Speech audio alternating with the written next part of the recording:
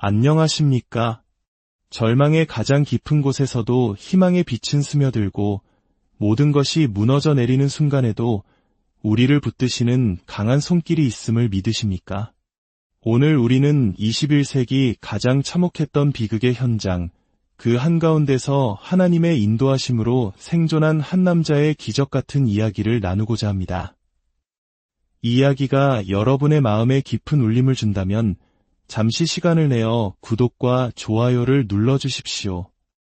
여러분의 작은 손길이 저희가 더 많은 희망의 증거들을 세상에 전하는 데 큰 힘이 됩니다. 이 이야기를 듣는 모든 분들의 삶에 하나님의 크신 은혜와 평강이 함께하기를 기도합니다. 2001년 9월 11일 뉴욕의 아침은 여느 때와 다름없이 활기찼습니다. 세계 경제의 심장부라 불리는 월드 트레이드 센터의 트레이딩 룸. 그곳은 전 세계의 돈이 움직이는 숫자와 그래프와의 전쟁터였습니다. 저 역시 캐나다에서 아내와 아이들을 데리고 아메리칸 드림을 꿈꾸며 이곳으로 온 평범한 금융 중개인이었습니다. 그날 아침도 새벽 5시 42분 기차를 타고 도시의 에너지에 흠뻑 취해 사무실에 도착했습니다. 아시아 시장이 문을 닫고 유럽 시장이 한창일 무렵 우리는 새로운 하루를 시작하고 있었죠. 고객들과 통화하고 숫자를 분석하며 분주하게 움직이던 그때였습니다. 갑자기 오른쪽에서 귀를 찢는 듯한 거대한 폭발음이 들려왔습니다. 고개를 돌린 순간 거대한 화염구가 모든 것을 삼킬 듯이 피어오르더니 수만 장의 종이들이 마치 눈처럼 창밖으로 흩날렸습니다. 무슨 일인지 확인하기 위해 창가로 달려갔을 때 우리 눈앞에 펼쳐진 광경은 믿을 수 없는 것이었습니다. 건물의 측면에는 거대한 구멍이 뚫려 있었고 창문에는 절망에 빠진 사람들이 보였습니다. 그리고 몇몇은 차마 눈뜨고 볼 수 없는 상상조차 하기 힘든 끔찍한 선택을 하고 있었습니다. 너무나 뜨거운 열기를 견디다 못한 그들은 스스로 건물 밖으로 몸을 던지고 있었습니다. 처음에는 경비행기가 길을 잃고 부딪혔다는 뉴스 속보가 전부였습니다. 사내 방송에서도 이 번타워는 안전하니 자리로 돌아가라는 안내가 흘러나왔습니다. 1993년에 폭탄 테러를 겪었던 동료들은 즉시 건물을 떠났지만 저는 테러라는 단어가 아직 현실로 다가오지 않았기에 자리에 앉아 고객과 가족들의 안부 전화를 받고 있었습니다. 그때 캐나다에 있던 동료 트레이더에게서 전화가 걸려왔습니다. 그는 제게 소리쳤습니다. 당장 그 빌딩에서 나와. 그의 절규가 채 끝나기도 전 첫 번째 비행기가 충돌한 지 약 17분이 지났을 때였습니다. 동료 한 명과 함께 트레이딩 룸을 막 나서려던 바로 그 순간 두 번째 비행기가 바로 우리가 있던 건물을 강타했습니다. 우리가 있던 84층을 향해 돌진한 비행기의 오른쪽 날개가 저희 사무실을 그대로 관통했습니다. 단 몇 분만, 아니 몇 초만 늦었더라면 저는 이 자리에 없었을 겁니다. 엄청난 충격에 몸이 날아갔고 천장의 타일들이 비처럼 쏟아져 내렸습니다. 정신을 차리고 몸을 일으켜 동료와 함께 복도로 나갔습니다. 엘리베이터는 이미 멈춘 상태였고 우리는 비상계단으로 향했습니다. 아래로 내려가기 시작했습니다. 하지만 2층쯤 내려갔을 때 두 남성에게 부축되어 올라오던 한 여성이 소리쳤습니다. 아래로는 갈 수 없어요. 연기와 불길이 너무 심해요. 바로 그때 아래층에서 희미한 살려달라는 외침이 들렸습니다. 동료와 함께 그를 구하려 했지만 숨막히는 연기에 질식할 것 같아 결국 포기하고 다시 위로 올라갈 수밖에 없었습니다. 아래로 갈 수 없다면 위로 가야 했습니다. 옥상으로 가면 구조될 수 있을 거라는 희망을 품고 계단을 오르기 시작했습니다. 하지만 91층에 다다랐을 때 우리는 더 큰 절망과 마주했습니다. 보안상의 이유로 모든 층의 비상문은 안에서 잠겨 있었습니다. 아래는 불길, 위는 잠긴 문. 우리는 완벽하게 갇힌 것이었습니다. 진정한 공포가 온몸을 덮쳐왔습니다.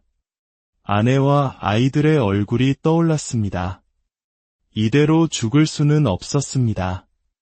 어떻게든 살아서 가족을 다시 만나고 싶었습니다.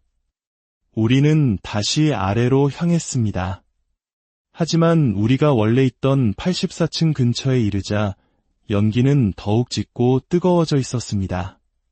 사람들은 뜨겁고 유독한 연기를 피하기 위해 바닥에 엎드려 있었습니다. 저 역시 점점 의식이 희미해지며 마치 깊은 잠에 빠져드는 것 같았습니다. 모든 것을 포기하고 싶었던 바로 그 순간이었습니다. 어디선가 아주 분명한 목소리가 들려왔습니다. 이쪽으로 오너라. 신앙을 가진 분들이라면 그 목소리가 누구의 음성이었는지 아실 겁니다. 바로 하나님이셨습니다.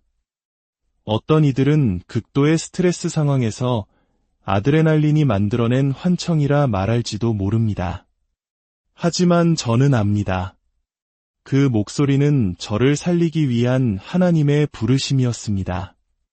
저는 마취에 홀린 듯 그 목소리가 들려오는 곳으로 가장 짙은 연기와 화염이 있는 곳으로 향했습니다.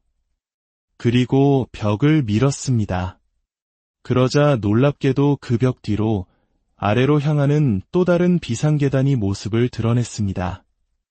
기적이었습니다. 저는 그 계단으로 미끄러져 내려갔고 불타는 계단 3개층을 미친 듯이 달려 내려갔습니다.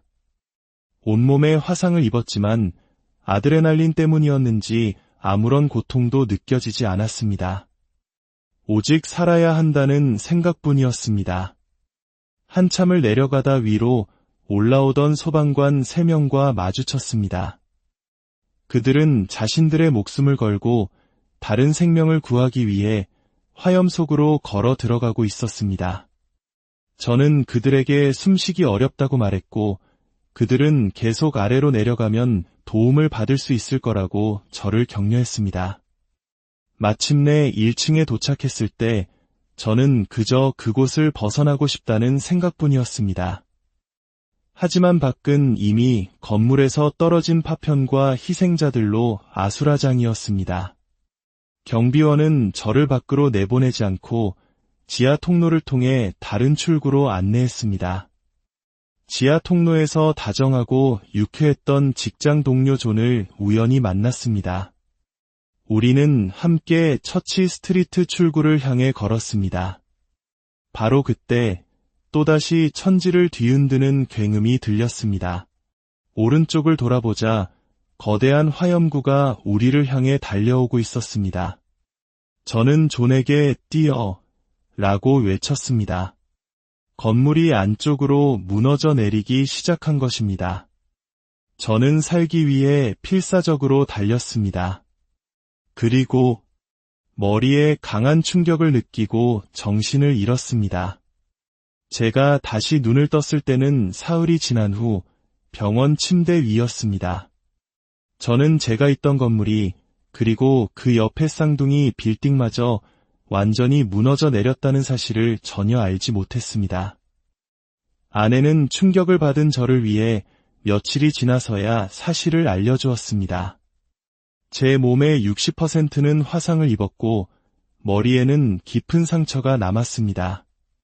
콘택트 렌즈는 녹아 눈에 그대로 달라붙어 있었습니다. 의사들이 그것을 떼어내기 전까지 제 눈은 아무것도 볼 수 없었습니다. 병원에서 12일을 보낸 후 저는 집으로 돌아왔습니다. 하지만 제 영혼은 돌아오지 못했습니다.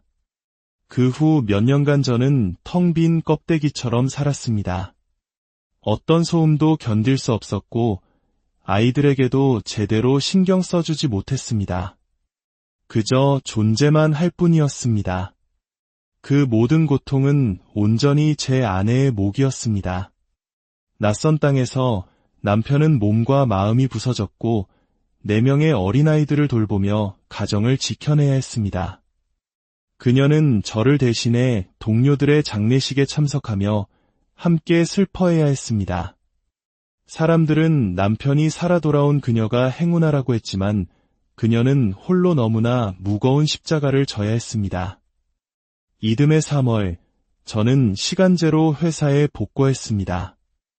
하지만 아이들은 매일 밤 창가에 앉아 아빠가 오늘 밤에는 무사히 돌아올지 걱정하며 기다렸습니다. 우리는 더 이상 이곳에서 살 수 없다는 것을 깨달았고 결국 캐나다로 돌아가기로 결정했습니다.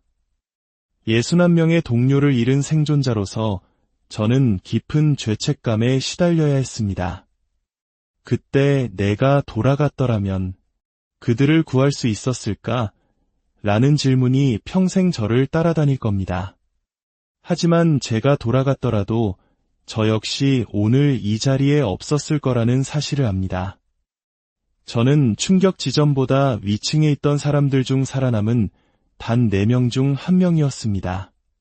그리고 그들 중 가장 마지막으로 건물이 붕괴하기 직전에 빠져나온 사람이었습니다. 사람들은 저를 마지막 생존자라고 부릅니다. 저는 제가 그들보다 더 나은 사람이어서가 아니라 단지 운이 좋았고 하나님의 특별한 은혜를 입었을 뿐이라고 생각합니다. 매년 9월 11일이 되면 저는 일을 하지 않습니다. 그날 하루는 오롯이 저 자신을 위해 그리고 먼저 떠난 이들을 위해 기도하며 감사의 시간을 갖습니다. 사람들은 비극을 겪고 이겨낸 저를 대단하다고 말하지만 저는 이 모든 영광을 제 아내에게 돌리고 싶습니다. 제가 텅 빈 시간 속을 헤맬 때 그녀는 가정을 지키고 아이들을 키우고 저를 다시 세상으로 이끌어 주었습니다. 진정한 영웅은 바로 제 아내입니다. 오늘 저의 이야기가 여러분에게 어떤 의미로 다가갔을지 모르겠습니다. 하지만 이것 하나만은 기억해 주십시오. 인생의 가장 어두운 터널을 지날 때, 모든 희망이 사라졌다고 느껴질 때, 우리를 부르시고 인도하시는 목소리가 있다는 것을요. 그 목소리에 귀 기울이십시오. 그 손을 붙잡으십시오. 이야기를 들어주셔서 진심으로 감사합니다. 여러분과 여러분의 가정에 언제나 하나님의 평화와 축복이 가득하기를 기도합니다.